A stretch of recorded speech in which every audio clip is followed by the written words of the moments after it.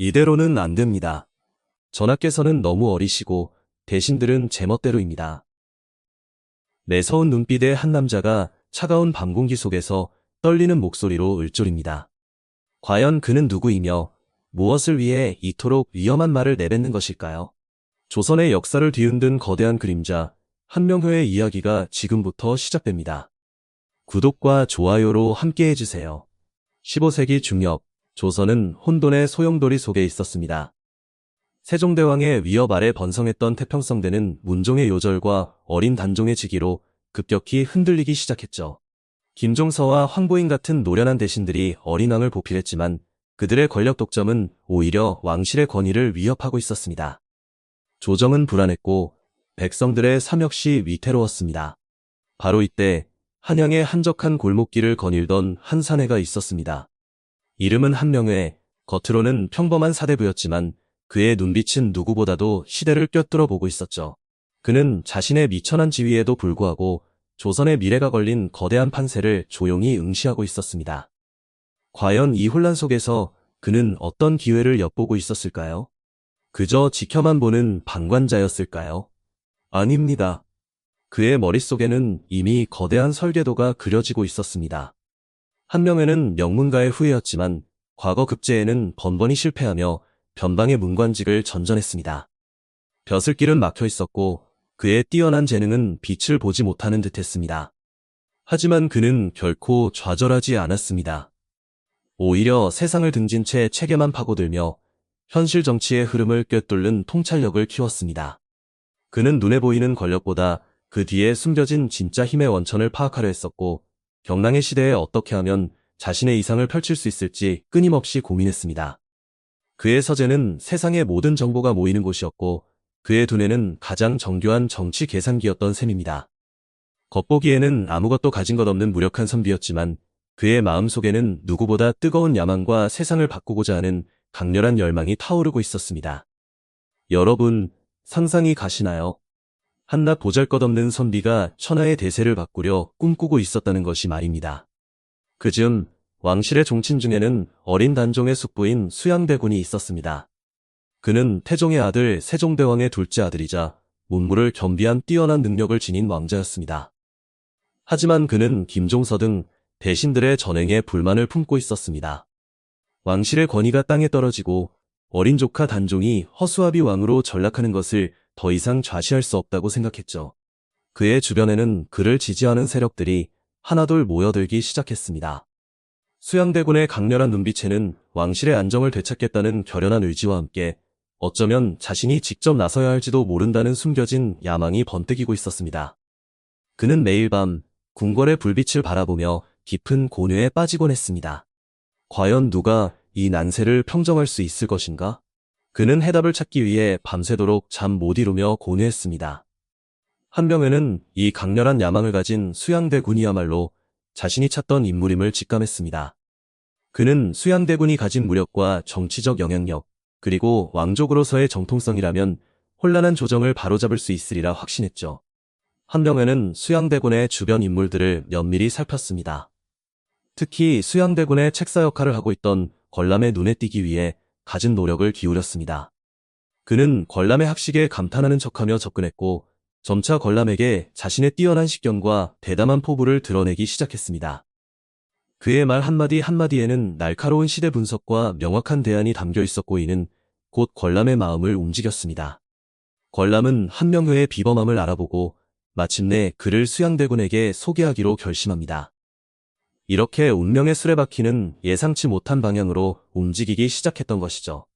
수양대군의 서재. 늦은 밤 등잔불이 흔들리는 가운데 한명회는 마침내 수양대군과 마주했습니다. 수양대군은 건장한 체격으로 좌중에 앉아 있었고 그의 눈빛은 날카롭게 한명회를 꿰뚫어보는 듯했습니다. 한명회는 초조함을 감추고 조용히 자신의 견해를 피력했습니다. 그는 단순히 아첨하는 것이 아니라 조선의 현 상황을 냉철하게 분석하고 수양대군이 나아가야 할 길을 명확하게 제시했습니다. 그는 김종서 세력이 가진 문제점과 그들의 약점을 정확히 짚어냈고 수양대군이 대의명분을 가지고 나설 경우 백성들의 지지를 얻을 수 있으리라는 확신을 심어주었습니다. 수양대군은 처음에는 의심의 눈초리로 그를 바라보았지만 한명회의 논리정연한 설명과 흔들림 없는 태도에 점차 매료되었습니다. 이 만남은 단순한 주종 관계를 넘어선 조선의 운명을 뒤바꿀 거대한 공모의 시작이었습니다. 수양대군은 한명회의 비범한 통찰력에 깊은 감명을 받았습니다. 특히 한명회가 제시한 살생부의 개념은 수양대군의 뇌리를 강하게 스쳤습니다. 대사를 이루려면 결단이 필요하고 때로는 피를 흘려야 합니다. 한명회의 이 말은 수양대군이 오랫동안 품어왔던 내면의 갈등을 해소시켜주는 듯했습니다. 수양대군은 한명회에게 전적으로 신뢰를 보내기 시작했고 한명회는 이제 수양대군 권력의 그림자이자 핵심 책사로 자리매김하게 됩니다. 그는 수양대군의 잠재된 야망을 깨우고 그것을 현실로 만들 치밀한 계획을 하나하나 그려나가기 시작했습니다. 그의 머릿속에는 이미 모든 경우의 수가 계산되어 있었고 어떤 장애물도 그의 계획을 막을 수는 없었습니다. 이제 권력의 칼날은 한명회의 손에서 조금씩 벼려지고 있었습니다. 한명회는 수양대군의 주변에 흩어져 있던 능력 있는 인재들을 규합하는 데 집중했습니다. 그는 권람을 비롯해 무장 홍윤성 등 수양대군의 충직한 추종자들을 한데 모았습니다. 이들은 모두 현 정권에 불만을 품고 있었고 새로운 질서를 갈망하는 이들이었습니다. 한명회는 이들을 하나하나 만나 그들의 능력과 충성심을 확인하고 치밀한 계획의 일부분으로 편입시켰습니다. 수양대군의 서재에서는 밤늦도록 불이 꺼지지 않았고 비밀스러운 논의들이 오갔습니다. 낡은 지도를 펼쳐놓고 병력의 이동 경로를 점검하고 주요 인물들의 동향을 분석하며 거사를 위한 철저한 준비가 진행되었습니다. 모든 것은 극비리에 하지만 더없이 정교하게 움직이고 있었습니다. 그들의 대화는 마치 체스판 위의 말들을 움직이는 듯했고 한 수 한 수에 조선의 운명이 걸려 있었습니다. 한명회는 구체적인 거사 계획을 세우기 시작했습니다. 그는 먼저 조정의 핵심 세력인 김종서와 황보인의 제거가 최우선 과제임을 강조했습니다. 또한 병권을 장악하고 있는 다른 중요 인물들을 어떻게 무력화시킬지에 대한 상세한 방안을 제시했습니다. 한명회의 계획은 대담하면서도 치밀했습니다. 그는 거사의 성공률을 높이기 위해 아주 작은 변수까지 계산했으며 실패했을 때의 대안까지 염두에 두었습니다. 병력 동원부터 정보 조작, 그리고 거사 이후의 정권 안정화 방안까지 그의 머릿속에는 이미 완벽한 시나리오가 그려져 있었습니다. 수양대군과 그를 따르는 무리들은 한명회의 계획에 탄성을 금치 못했습니다. 이 모든 치밀함과 대담함이 한낱 낙향한 선비의 머리에서 나왔다는 사실에 경외감을 느낄 수밖에 없었던 것이죠. 조선의 역사를 뒤바꿀 거대한 칼날이 드디어 그 모습을 드러내기 시작한 것입니다. 시간이 흐를수록 한양 도성에는 묘한 긴장감이 감돌기 시작했습니다. 마치 폭풍 전야의 고요함처럼 겉으로는 평온해 보였지만 사람들의 눈빛에서는 불안함이 읽혔습니다. 궁궐 주변에는 수상한 움직임들이 감지되었고 심상치 않은 소문들이 꼬리를 물고 돌았습니다. 그러나 김종서와 황보인 등 조정의 핵심 대신들은 이 미묘한 변화를 눈치채지 못했습니다. 그들은 자신들의 권력이 견고하다고 믿었으며 어린 왕 단종을 허수아비로 세운 자신들의 세상이 영원할 것이라 착각했죠. 하지만 그들의 오만은 거대한 비극의 씨앗이 되고 있었습니다. 한명회는 이 모든 상황을 차갑게 관망하며 때를 기다렸습니다. 그의 눈에는 이미 피바람이 불어올 날이 선명하게 그려지고 있었죠. 과연 그는 어떤 방식으로 그들의 목줄을 조여올까요? 역사의 길이 남을 계유정난의 서막이 이제 막 오르려 하고 있었습니다. 드디어 1453년 음력 10월 10일 계유정난의 서막이 올랐습니다. 칠흑 같은 어둠이 한양 도성을 감싸는 깊은 밤, 매서운 가을바람이 나뭇가지를 흔들며 불길한 징조를 속삭이는 듯했죠.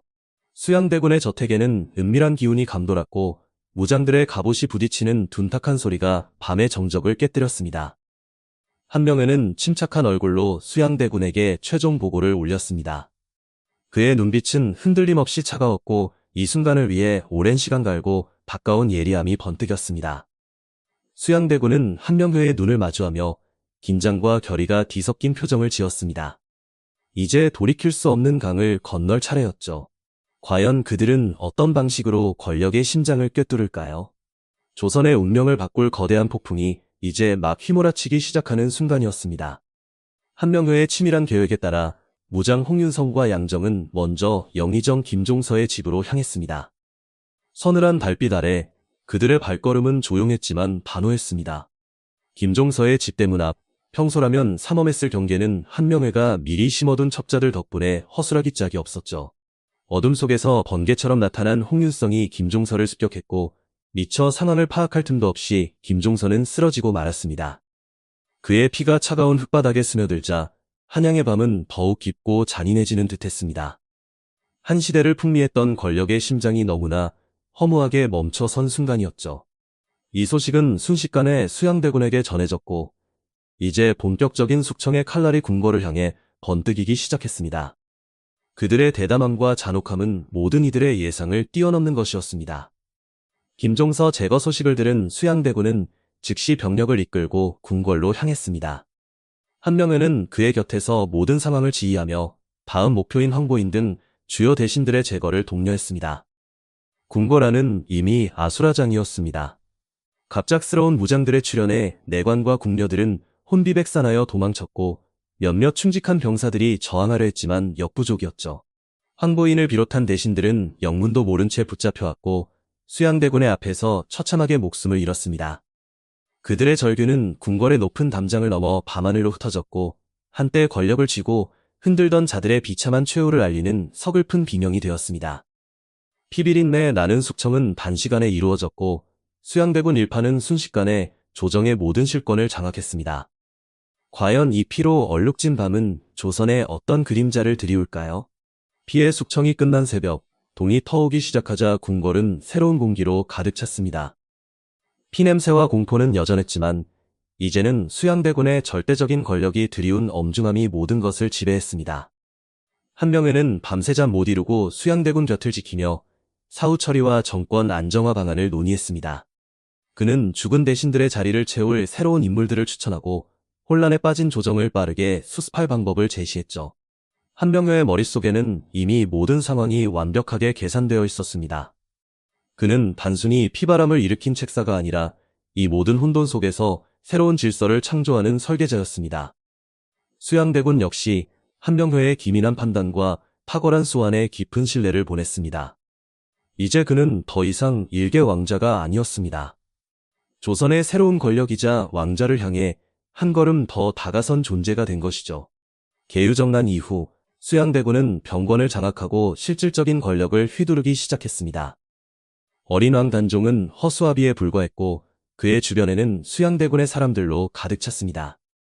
한명회는 이 모든 과정에서 핵심적인 역할을 수행하며 권력의 최측근으로 부상했습니다. 그는 단순히 조언을 넘어 전국의 주요 결정에 직접 관여하며 자신의 입지를 공고히 했습니다. 그의 이름 앞에는 일인지하 만인지상이라는 수식어가 붙어도 어색하지 않을 정도로 막강한 영향력을 행사했습니다. 사람들은 한명회의 지혜와 냉철함에 혀를 내둘렀고 동시에 그의 비정함에 전율했습니다. 권력의 맛을 본 한명회는 이제 거칠 것이 없었습니다. 그의 손길이 닿는 곳마다 조선의 운명이 새롭게 쓰여지고 있었으니 과연 그가 그려갈 조선의 미래는 어떤 모습일까요? 한명회는 수양대군이 왕위에 오르는 모든 과정을 치밀하게 계획하고 실행했습니다. 단종을 상왕으로 물러나게 하고 수양대군을 새로운 왕, 즉 세조로 옹립하는 데 결정적인 역할을 한 것입니다. 1455년 마침내 세조가 즉위하자 한명회는 그 공로를 인정받아 정난공신 1등에 책봉되고 이조판서 등 요직을 두루 거치며 권력의 정점에 섰습니다. 그는 왕실의 외척으로서 또한 세조의 가장 신임하는 신하로서 조선의 모든 국정에 깊숙이 개입했습니다. 그의 판단과 결정 하나하나가 조선의 미래를 좌우하는 막대한 영향력을 지니게 된 것이죠. 하지만 권력의 정점에 선다는 것은 그만큼 많은 견제와 위협에 노출된다는 것을 의미합니다. 과연 한명회는 이 막강한 권력을 어떻게 유지하고 활용해 나갈까요? 그의 앞날에는 또 어떤 파란만장한 사건들이 기다리고 있을까요? 조선의 가장 강력한 책사, 한명회의 이야기는 이제 또 다른 국면을 맞이하고 있었습니다. 권력의 정점에 선 한명회는 단순히 그 자리에 만족하지 않았답니다. 그는 자신의 권력을 더욱 공고히 할 방법을 끊임없이 모색했지요. 그 방법 중 하나가 바로 왕실과의 혼인을 통한 외척 세력의 강화였습니다. 그의 큰딸은 세조의 아들, 즉 왕세자였던 의경세자의 부인이 되었으니 그는 이미 왕실의 지근거리에 있었습니다. 그리고 그의 둘째 딸은 또 다른 세조의 아들 예종의 세자빙이 되었고 예종이 즉위하면서 왕비가 되었답니다. 이렇게 한명회는 두 딸을 통해 두 번씩이나 왕실의 장인이 되는 기염을 토했습니다. 한 가문에서 두 명의 왕비가 배출되는 것은 전례 없는 일이었으며 이는 한명회의 정치적 입지를 그 누구도 넘볼 수 없는 철옹성으로 만들었지요. 그의 집안은 그야말로 왕실의 가장 강력한 버팀목이 되었고 한명회는 명실상부한 조선 최고의 권세가가 된 것입니다.